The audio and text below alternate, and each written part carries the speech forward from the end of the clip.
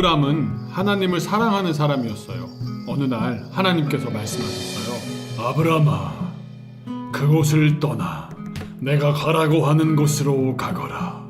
내가 너를 큰 민족의 조상이 되게 하겠다. Yes, Lord. 아브람은 하나님의 약속을 믿었어요. 아브람은 고향을 떠났어요. 가족들, 종들, 가축들을 다 데리고 어디인지도 모르는 곳, 한 번도 안 가봤던 곳, 하나님께서 가라고 하시는 곳을 향해서 길을 떠났어요. 조카 롯도 가족과 가축들을 데리고 함께 따라왔지요. 그 길 끝에 마침내 가나안 땅에 도착했어요.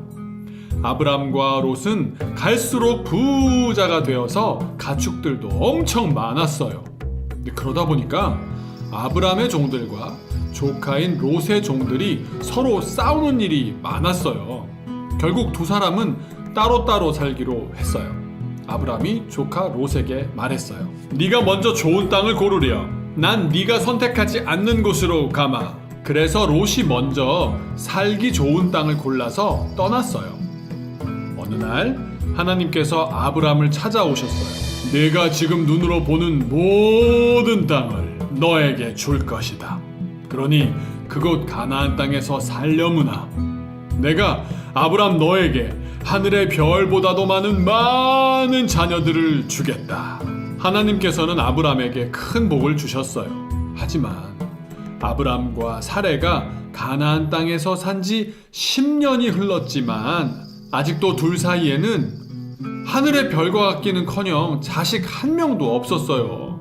기다리다 지친 사레가 말했어요. 여보, 내가 너무 늙었어. 아기가 생기지 않나 봐요. 그러던 어느 날 하나님께서는 다시 아브라함을 찾아오셔서 말씀하셨어요. 아브라함아, 내 아내 사라가 약속의 아들을 낳을 것이다.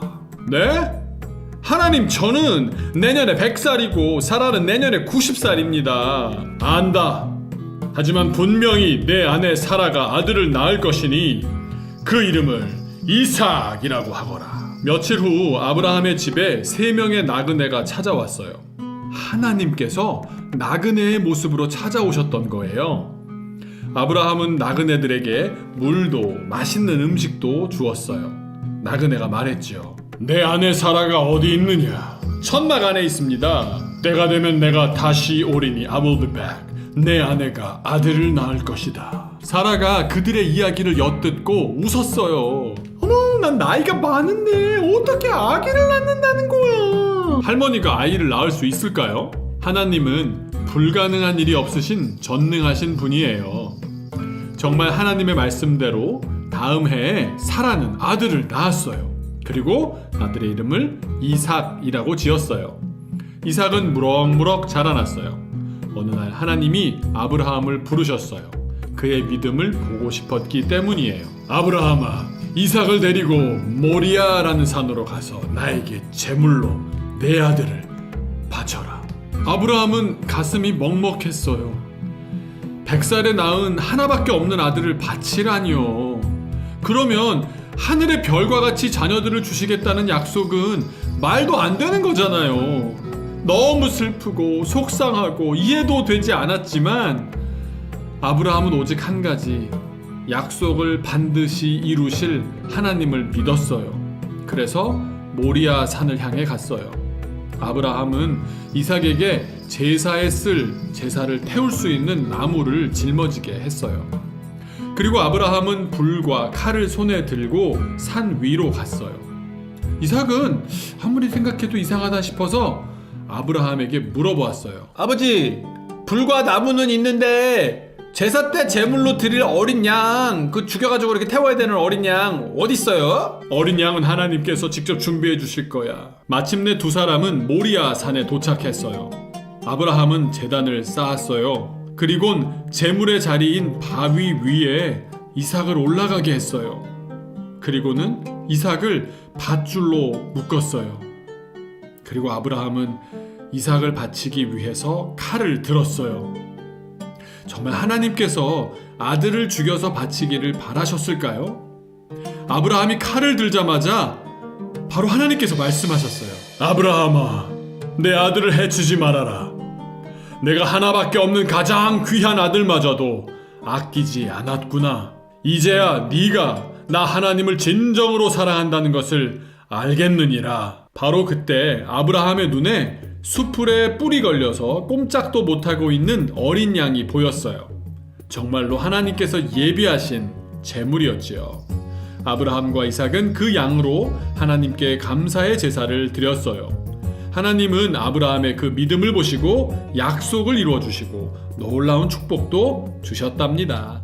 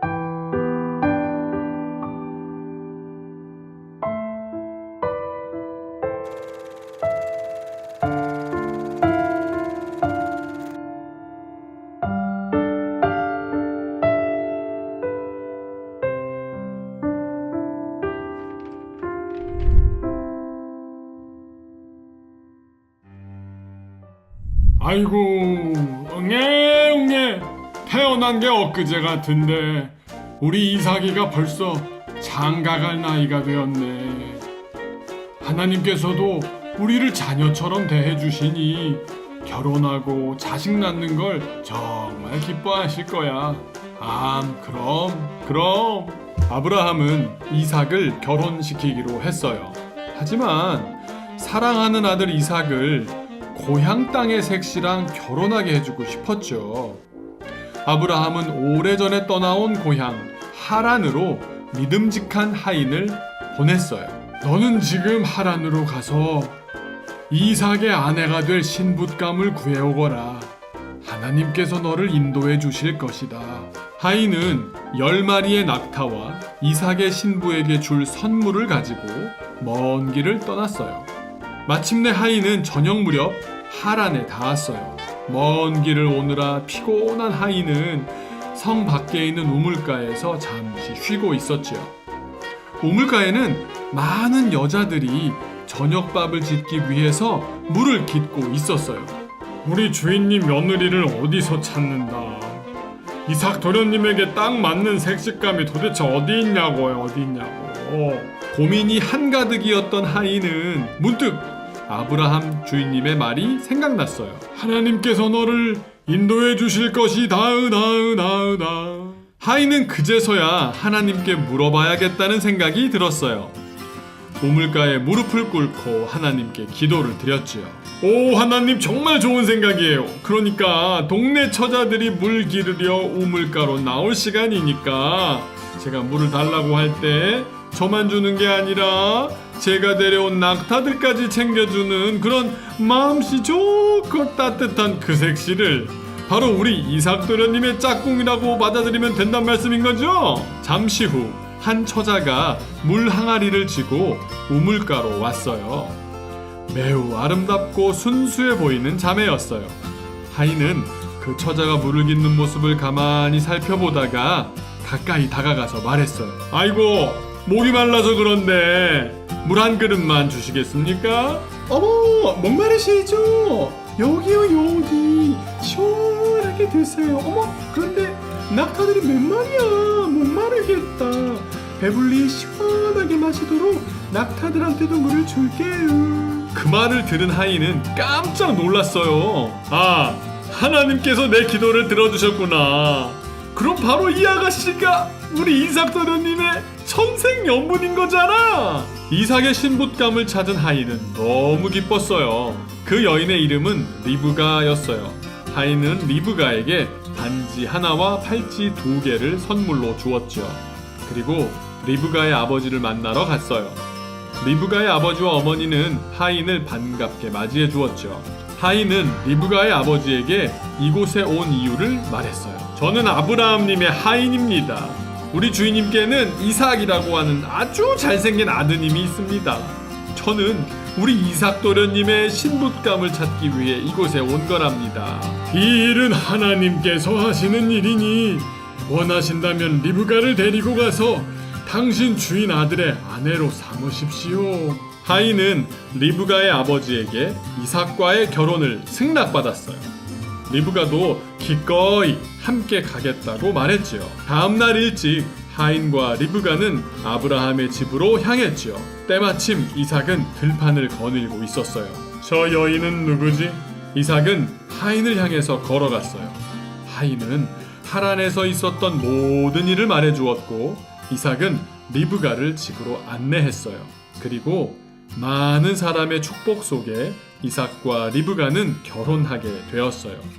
두 사람은 서로 사랑하며 행복하게 살았답니다.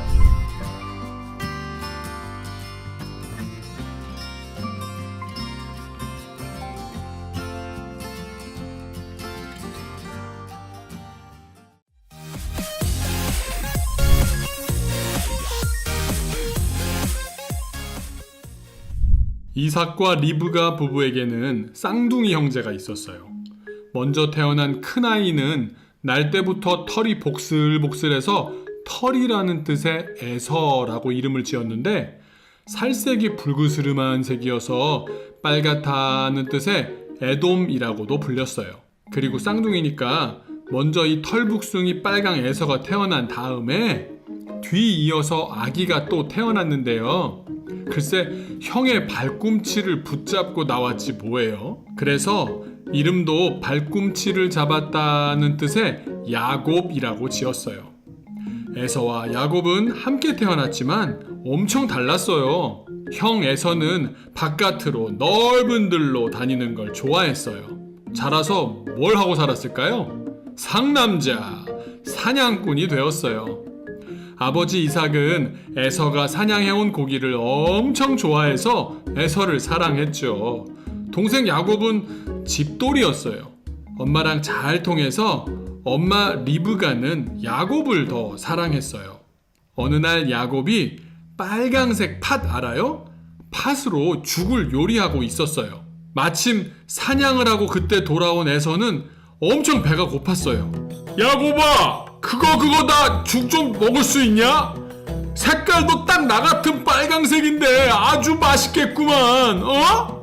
공짜가 어디 있어.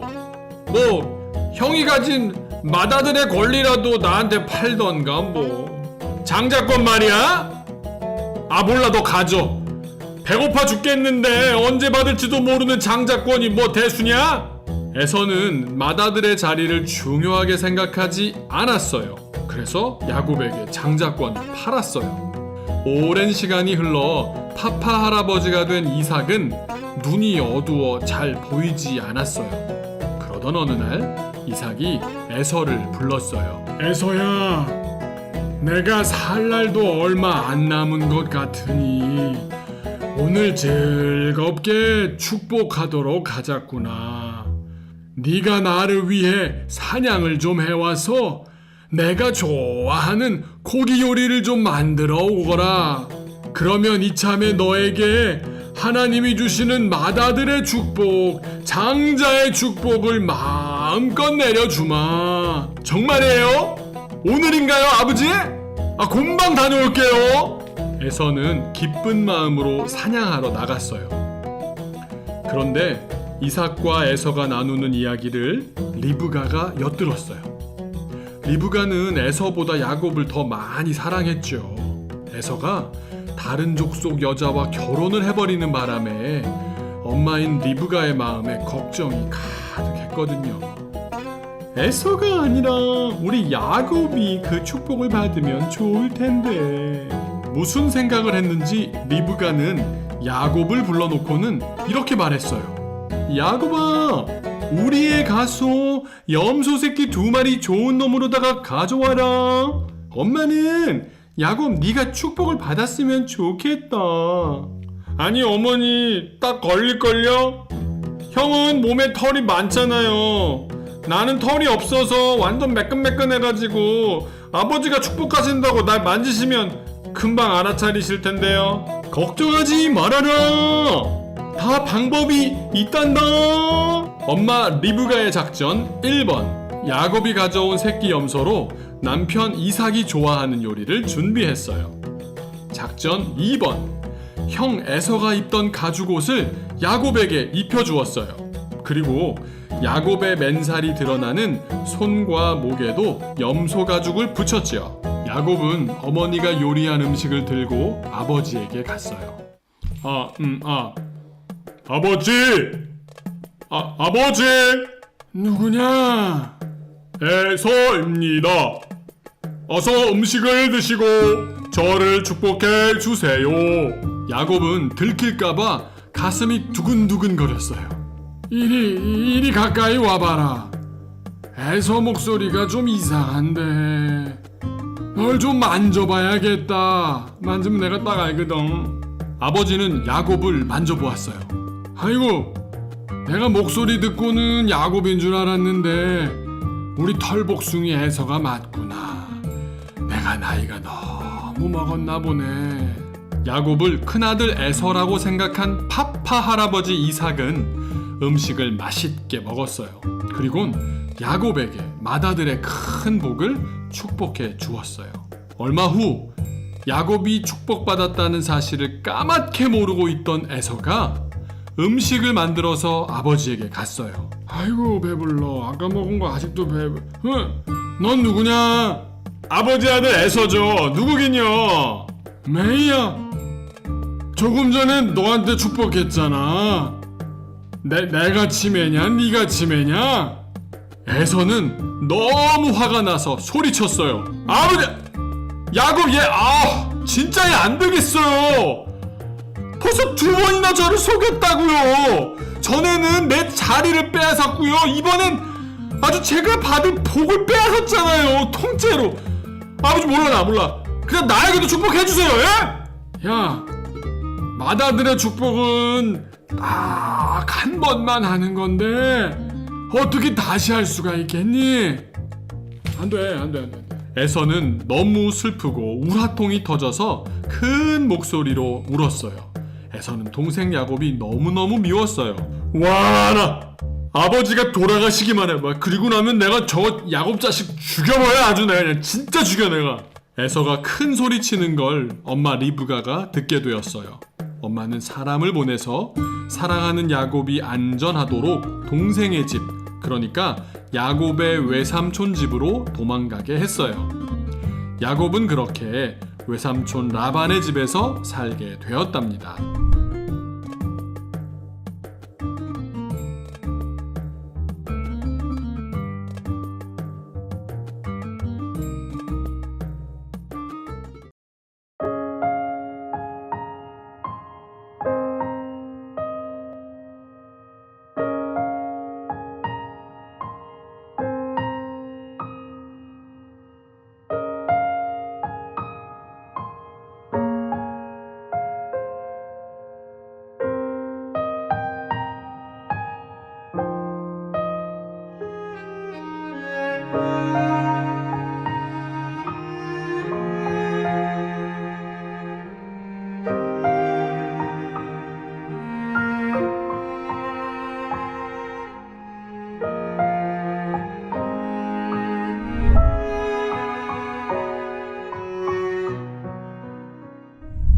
쌍둥이끼리 싸운 얘기 기억나시죠?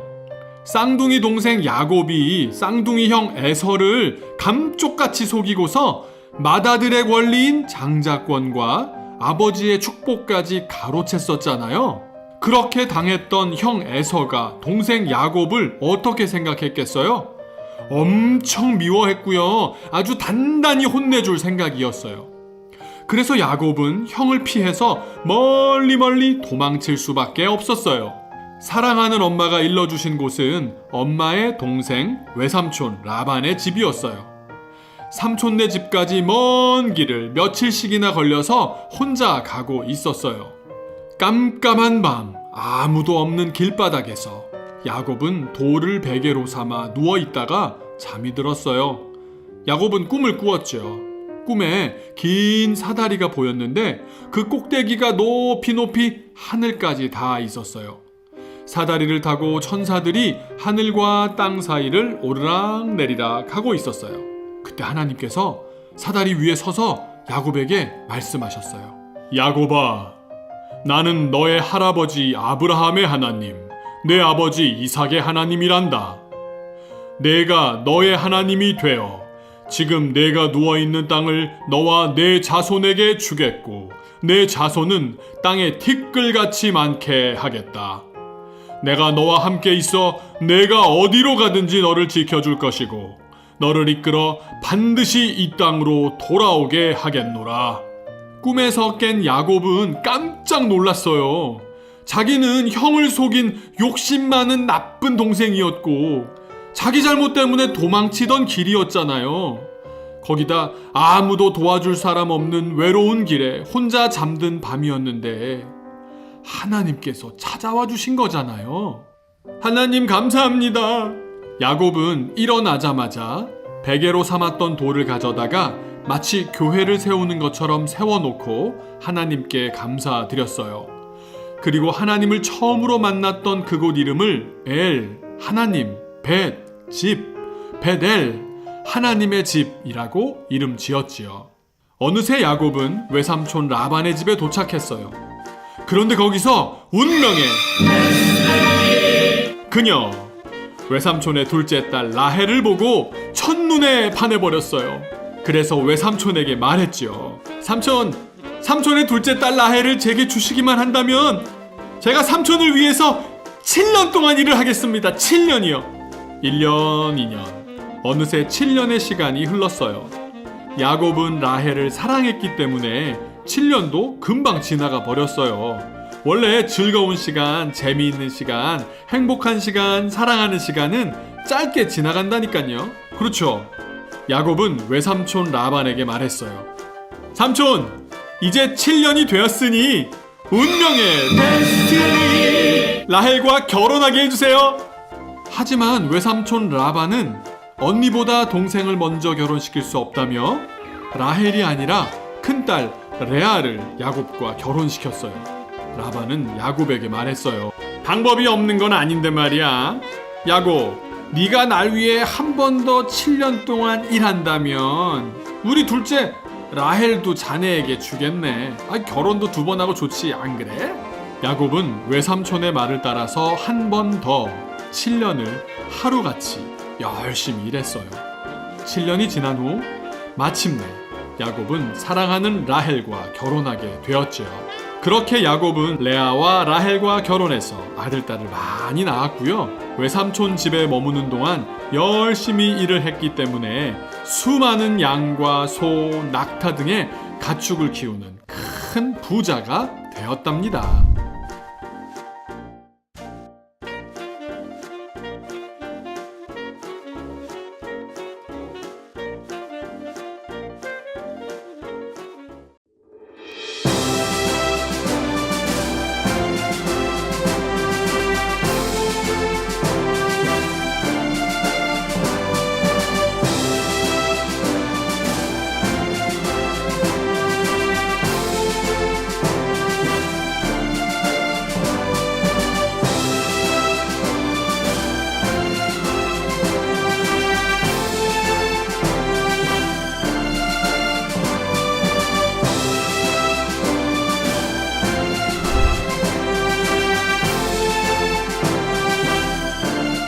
자, 오늘은 더하기 문제로 시작하겠습니다. 7년을 일해서 레아와 결혼했고 또 7년을 더 일해서 라헬과 결혼한 뒤에 이제 자기 몫을 위해서 자기가 이제 일한 만큼 받기 위해서 6년을 일했습니다. 그렇다면 야곱이 부모님 댁에서 형을 속이고 도망쳐 나온 다음에 총 몇 년 동안 삼촌 집에서 일했나요? 그래요. 고향집을 떠나서 무려 20년 동안 한 번도 돌아가 보지 못하고 열심히 일만 했더니 야곱은 고향집이 너무 그리웠어요. 그래서 야곱은 그동안 모은 가축과 재산의 가족까지 모두 데리고서 고향 가나안 땅을 향해서 길을 떠났어요. 그런데 큰 걱정이 하나 있겠죠? 누구 때문일까요? 맞아요. 야곱한테 속아서 장자권도 축복도 빼앗긴 형 에서죠, 에서. 형이 아직도 나를 미워하면 어쩌지? 걱정돼. 아직도 화가 안 풀렸는지 혹 벌써 다 풀렸는지 모르잖아요. 그래서 야곱은 직접 만나기 전에 먼저 하인들을 보냈어요. 그리고 야곱을 대신해서 먼저 은혜를 베풀어 주세요 형님 이라고 깍듯하게 인사드리라고 시켰어요. 잠시 후 하인들이 에서를 만나고 돌아와서 야곱에게 말했어요. 에서 형님께서 400명이나 되는 많은 사람을 데리고 주인님을 만나겠다고, 야곱 주인님을 만나러 오겠다고 지금 오고 계십니다. 400명이나 데려온다는 말을 들은 야곱은 에서 형이 싸우려고 오는 줄 알고 엄청 겁이 났어요. 야곱은 하인들을 시켜서 형에게 선물로 줄 가축을 준비하라고 했는데 얼마나 준비했는지 아세요? 500마리도 더 준비해서 먼저 선물을 맞이할 수 있도록 먼저 앞서서 출발시켰어요. 에서 형이 자기를 용서해주고 선물을 받고 마음도 풀어지기를 간절히 바랬지만 마음 한구석에서는 야곱뿐만 아니라 야곱의 가족들까지도 해칠지 모른다는 생각에 두려워서 함께 가지 못했어요. 그날 밤 야곱은 혼자 앉아 걱정하고 있었어요. 그런데 갑자기 어디에선가 어떤 천사가 나타났어요. 야곱은 하나님께서 보내신 천사를 그냥 떠나보낼 수가 없어서 밤새도록 씨름하면서 꽉 붙잡았어요. 그냥 가시면 어떡해요? 저를 축복하지 않으시고는 한 발짝도 못 갑니다. 얼마나 간절했는지 또 얼마나 끈질기게 물고 늘어졌는지 해가 밝아올 때까지도 그렇게 했어요. 그러자 천사가 이렇게 말했어요. 너는 하나님과도 사람과도 겨루어서 이기는 사람이구나. 그런 뜻에서 야곱 너를 이제 이스라엘이라고 부르마. 천사가 떠나고 야곱, 그러니까 이스라엘은 드디어 에서 형을 만나게 되었어요. 동생 야곱은 걱정도 컸고 엄청 무서웠지만 형 에서는 반가운 마음으로 따뜻하게 야곱을 맞이했어요. 야곱! 하나뿐인 내 동생아! 20년 만에 만난 두 형제는 너무 기뻐서 서로 얼싸안고 함께 울었어요. 하나님께서 부모님을 통해 주시는 그 복을 귀하게 여겼던 야곱은 하나님의 도우심으로 또 열심과 끈기로 결국 큰 가족을 이루어서 12명의 아들을 낳았고요. 또 큰 부자가 되어서 고향으로 돌아오게 되었답니다.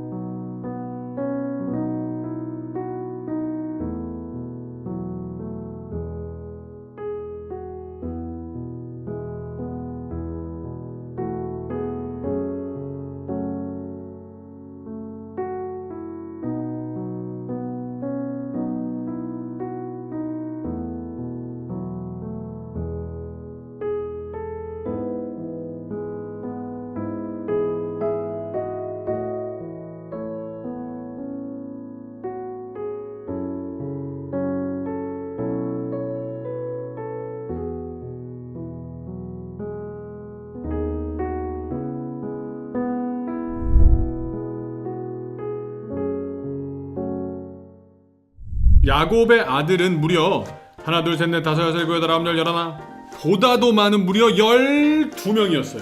그렇다면 12명의 아들 중에 아빠 야곱이 가장 사랑했던 아들은 누구였을까요? 바로 첫째 장남 아닌가? 아니면 야곱도 자기가 둘째였으니까 둘째? 아니면 원래 집안의 귀염둥이는 막내니까 막내? 아니에요. 아빠 야곱은 넘버 11 11번째 아들인 요셉을 가장 사랑했어요. 근데 아빠 야곱은 요셉 사랑하는 걸 좀 티를 내고 좋아했어요. 티를 냈어요.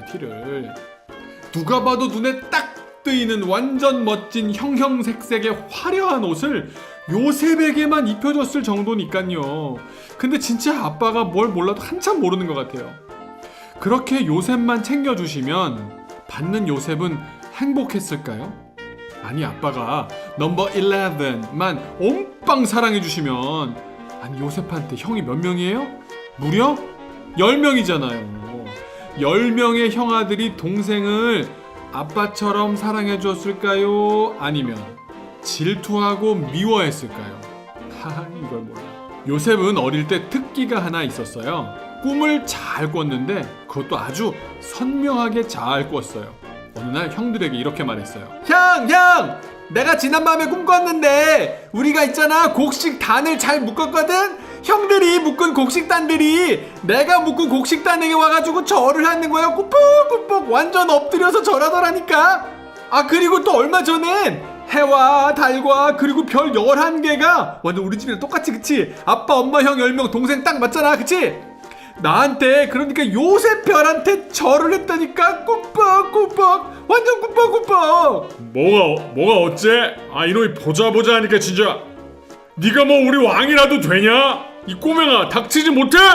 요셉, 나와 네 어머니와 형들이 어떻게 너한테 절을 하겠냐?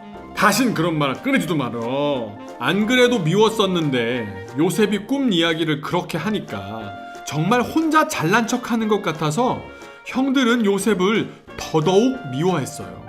아버지 야곱도 요셉을 꾸짖었을 정도니까요.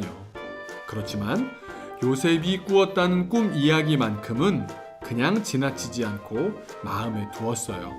어느 날 야곱이 요셉을 보내서 양을 돌보러 멀리 간 형들이 잘 있는지 살피고 오라고 했어요. 야, 저기 꿈쟁이 요셉이 온다. 우리 저 요셉 저색 죽여가지고 구덩이에 던져버리자. 어? 죽이자고? 에이, 그래도 어떻게 죽일 수가 있어. 죽일 것까지는 없고 그냥 구덩이에 던지기만 하자. 형들은 요셉을 죽이려고 했지만 큰형 르우벤이 말렸기 때문에 죽이지는 않았어요. 대신 요셉의 옷을 벗겨버리고 구덩이에 던져버렸어요. 혼자 올라올 수 없어서 형들에게 꺼내달라고 애원했지만 형들은 요셉을 꺼내주지 않았어요. 우리 요셉을 죽이지 말고 야, 돈이라도 벌게 저 사람들한테 파는 거 어때? 아우, 좋아요 형님. 형들은 요셉을 이집트로 가는 상인들에게 은으로 20을 받고 팔아버렸어요. 그리고는 요셉의 옷만 가져와서는 염소의 피를 잔뜩 묻혔어요. 그 피범벅이 된 요셉의 옷을 집으로 가져와서는 아버지에게 보여주었어요. 그리고는 연기 장렬, 아버지, 요셉이 들짐승에게 잡아먹혔어요. 요셉이 죽어? 확실한 것이냐? 네, 아버지, 이 옷을 좀 보세요. 이 요셉, 요셉, 너 없이 내가 어떻게 살겠느냐, 요셉아. 요셉은 이집트로 끌려가서 보디발이라는 높은 직책의 장군님 집으로 노예가 되어서 팔려가 버렸어요. 노예였지만 요셉은 거기서도 충성스레 일했고 그 결과 장군님의 하인들 중에서 가장 높은 하인이 되었어요. 그렇지만 장군님의 부인이 억울한 누명을 씌웠어요. 어머, 못 살아 진짜. 여보, 저 하인 따위가 저를 희롱했어요. 미투. 쟤 진짜 혼 좀 내주세요. 창피해. 뭐가 어째, 요셉? 내가 잘 봐주었더니 노예 주제에 감히 내 와이프를. 얘들아, 저놈을 당장 옥에 가두어라. 부인의 거짓말에 속아버린 보디발 장군은 왕의 죄수들을 가두는 감옥에 요셉을 가둬버렸어요. 요셉은 억울했어요. 말도 안 되죠. 두 번째잖아요. 그렇지만 누구도 원망하지 않았어요. 얼마 후 왕의 신하 2명이 요셉과 같이 감옥에 갇히게 되었어요. 한 사람은 왕이 마시는 술을 맡은 신하였고, 한 사람은 왕이 먹는 빵을 책임지는 사람이었어요. 하루는 두 전직 신하의 표정이 엄청 안 좋아 보였어요. 아이고, 얼굴이 많이 상하셨어요. 뭐 안 좋은 일이라도 생기신 거예요? 아니, 정말 이상한 꿈을 꿨네. 알잖아. 내가 원래 왕의 술을 맡은 사람이잖아. 근데 꿈에 포도나무 가지 3개에 포도송이가 열려서 포도주를 만들어가지고 내가 왕의 잔에 부어드렸거든? 도대체 이게 뭔 뜻이래? 와, 축하드려요. 그 꿈은 3일 뒤에 왕께서 아저씨를 용서하시고 다시 궁으로 부르실 꿈이에요. 정말 나가게 되시면 저를 꼭 좀 기억해 주세요. 저에게 은혜를 베풀어 주셔서 저도 감옥에서 좀 나가게 도와주세요. 오, 그래? 꿈 해석 아주 잘하는구먼. 내 꿈도 한번 풀어줘봐. 나는 원래 왕의 빵을 맡은 사람이잖아. 근데 꿈에 빵이 들어있는 바구니 3개를 머리에 내가 이렇게 머리에 이고 있었어요. 그런데 글쎄 그 빵들을 새들이 쪼아먹어버렸지. 뭐야, 다 쪼아먹어버렸어. 뭔 뜻이야? 헉! 그 꿈은 3일 후에 왕께서 아저씨를 사형시켜서 높은 곳에 매달아서 저렇게 해골이 되는 그런 꿈입니다. 뭐야? 하이! 3일이 지나고 요셉의 말 그대로 되었어요. 감옥을 나가게 된 술 맡은 아저씨는 너무너무 기뻐서 그만 요셉은 기억하지도 못하고 까맣게 잊어버렸어요. 그로부터 2년 뒤 어느 날, 이번에는 바로왕, 이집트의 파라오 바로왕이 이상한 꿈을 2개나 꾸었어요. 첫 번째 꿈은 삐쩍 마른 소 7마리가 토실토실 살찐 암소 7마리를 삼켜버리는 꿈이었어요. 두 번째 꿈은 시들고 바짝 마른 이삭 7개가 통통하게 잘 익은 이삭 7개를 삼켜버리는 꿈이었어요. 이게 뭐지? 뭐 이런 꿈이 다 있냐? 야, 꿈 전문가 다 불러봐. 박사건 뭐건 야 다 불러봐. 하지만 아무도 그 꿈을 해석하지 못했어요. 바로 그때 바로왕의 바로 옆에 있던 바로왕의 술 맡은 신하에게 감옥에서 자신의 꿈을 해석해 주었던 요셉이 바로 떠올랐어요. 왕이시여, 제가 지혜 있는 자 한 사람 고 한 사람 압니다. 바로왕은 사람을 보내서 바로 요셉을 불렀고, 요셉은 하나님의 지혜로 가득해서 왕의 꿈을 해석할 수 있었어요. 왕이시여, 그 2가지 꿈들은 하나의 의미입니다. 하나님께서 하실 일들을 보여주는 꿈인데, 이 나라에 7년 동안 큰 풍년이 든 뒤에 다음 7년 동안은 큰 흉년이 될 것입니다. 흉년이 너무 심해서 나라가 망할지도 모를 그럴 정도니까 풍년 7년 동안에 곡식들을 잘 저장해 두셨다가 흉년 때에 사용하신다면 이 땅이 흉년으로 망하지 않을 것입니다. 왕께서는 지혜 있는 사람을 지도자로 세우셔서 이 일에 잘 대비하십시오. 바로왕은 깜짝 놀랐어요. 애굽의 어떤 사람도 가지지 못한 지혜를 요셉에게서 발견했기 때문이에요. 바로왕은 요셉과 모든 신하들 앞에서 말했어요. 바로 이렇게. 네가 해라.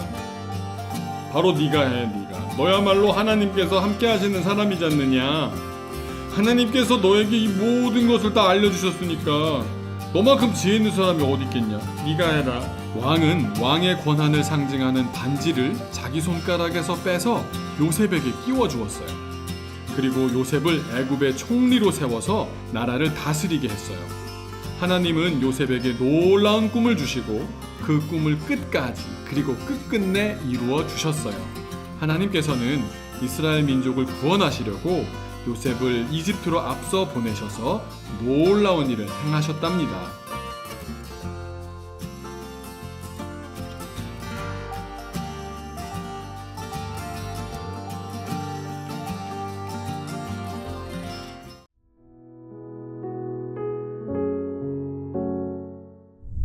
이집트의 바로 왕에 이어서 바로 다음, 그러니까 넘버 2 총리가 된 요셉은 하나님께서 알려주신 비전으로 이집트를 다스렸어요.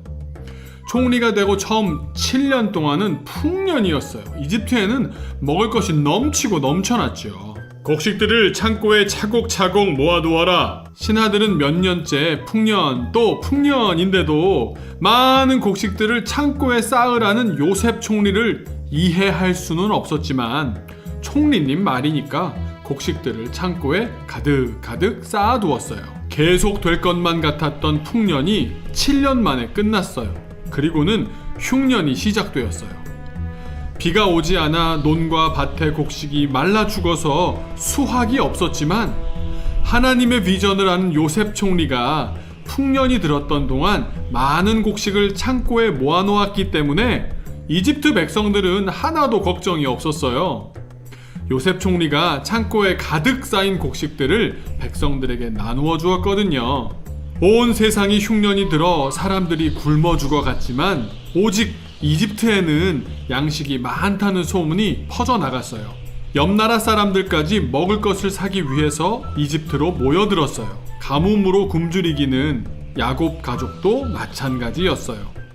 어느 날 야곱이 아들들을 불러서 말했어요. 그래도 이집트는 지혜로운 총리 덕분에 먹을 것을 살 수가 있다고 하는구나. 너희들이 가서 먹을 것을 좀 사가지고 오너라. 하나 둘 셋 넷 다섯 여섯 일곱 여덟 아홉 10명이나 되는 요셉의 형들은 막내 동생 베냐민만 남겨두고 떠났어요. 이집트에 도착한 형들은 이집트의 총리 앞에서 절을 했어요. 아무도 요셉인 줄 알아보지 못했어요. 하지만 요셉은 금방 형들을 알아보았죠. 데자뷰 알아요? 어렸을 적 꾸었던 꿈이랑 똑같은 상황이 되었어요. 요셉은 사실 눈물이 날 만큼 반가웠지만 짐짓 감정을 추스르고 높은 사람답게 엄한 목소리로 말했어요. 너희는 우리나라를 몰래 살피러 온 자들이 아니냐? 형들, 브라더스. 아닙니다. 저희는 양식을 구하러 가나안에서 왔을 뿐입니다. 너희는 형제가 모두 몇 명이냐? 원래 모두 12명인데 막내는 집에 있고 동생 한 명은 없어졌습니다. 그 말을 들은 요셉은 동생 베냐민이 무척 보고 싶었어요. 가나안에 있는 막내를 데리고 오면 내가 너희를 믿어주마. 양식을 가지고 가나안으로 돌아가거라. 하지만 너희 가운데 한 사람은 이곳에 남아야 한다. 너희가 막내 동생을 데리고 오지 않으면 여기 남은 사람 죽여버릴 거야. 형제 중에서 시므온 한 사람만 이집트에 남겨두고 9명의 형들은 먹을거리를 얻어서 다시 가나안 땅으로 돌아갔어요. 형들이 막내 베냐민을 데리고 다시 이집트로 왔어요.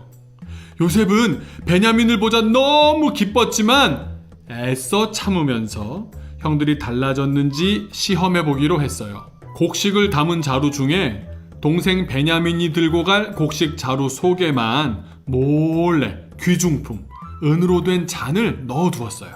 그리고 베냐민이 은잔을 도둑질했다고 누명을 씌우고 나서 위기의 순간을 맞은 동생을 어떻게 대하는지, 그러니까 형들이 옛날 자기에게 했던 것처럼 동생을 내버려 버릴지 아니면 예전과는 달라져서 잘 구해줄지 지켜보았어요. 요셉이 베냐민을 붙잡아 두고서 곡식을 줬더니 도둑질을 해간다면서 엄청 화를 내는 연기를 했어요. 그러자 형들은 모두 요셉 앞에 무릎을 꿇었어요. 형들은 아버지가 요셉을 잃었을 때 너무 크게 슬퍼했던 걸 잘 알고 있었기 때문에 다시 베냐민까지 잃게 할 수가 없었어요. 형들은 고개를 숙이고 간절히 부탁했어요. 용서해 주십시오. 사랑하는 아들을 또 잃게 되시면 저희 아버지 정말 큰 충격을 받으실 겁니다. 제발 동생을 용서해 주십시오. 막내 동생 베냐민을 지켜주려고 하고 또 아버지를 생각하는 그런 형들의 모습을 보면서 요셉은 형들이 아버지와 동생을 많이 사랑하고 있다는 사실을 알 수 있었어요. 그러자 요셉은 더 이상 참지 못하고 꿈에도 그리웠던 형제들과 얼싸안으며 눈물까지 흘리고선 형들을 용서했어요. 저는 형님들의 동생 요셉입니다. 요셉이라고? 형들은 깜짝 놀랐어요. 죽은 줄만 알았던 요셉을 만났으니까요. 그런데 형들도 요셉처럼 반가워했을까요? 아니었죠. 거대한 제국 이집트의 총리가 되어 막강한 힘을 가진 요셉을 보니까 지난날 요셉에게 저질렀던 몹쓸 짓이 떠올라서는 아이고 이제 죗값을 치르게 되었구나 생각이 들면서 두려워서 벌벌 떨었지요. 하지만 요셉은 하나님의 비전을 알고 있었기 때문에 진심으로 형들을 용서해 줄 수가 있었어요. 형님들은 저를 해치려고 하셨지만 우리 하나님은 그런 악한 일도 아름답게 바꾸셨어요. 하나님께서 이집트는 물론 하나님의 백성도 살리도록 하셨잖아요. 그러니 두려워하지 마세요. 제가 형님들과 형님들의 자녀들까지도 기르겠습니다. 아버지도 모시고 와서 우리 함께 행복하게 같이 살아요. 하나님의 비전을 알고 있던 요셉 덕분에 아버지 야곱과 형제들은 7년의 흉년도 이겨내고 이집트 땅에서 행복하게 살면서 큰 민족으로, 하늘의 별과 같이 바다의 모래같이 큰 민족으로 자라나게 되었답니다.